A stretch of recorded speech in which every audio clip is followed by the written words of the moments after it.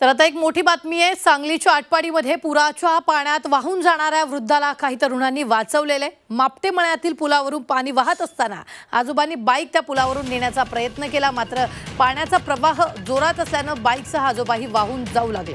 तिथे उपस्थित असलेल्या काही तरुणांनी चपळाईने त्या वृद्धाला वाचवलं आणि बाईकही बाहेर काढलेली आहे। ही मोठी बातमी आपण पाहतोय। पुराच्या पाण्यात वाहून जाणाऱ्या वृद्धाला वाचवण्यात आले।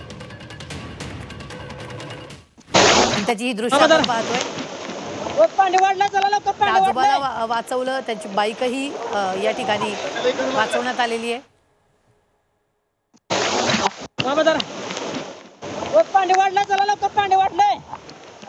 सांगलीत वाहून जाणाऱ्या वृद्धाला या ठिकाणी वाचवण्यात आलेलं आहे।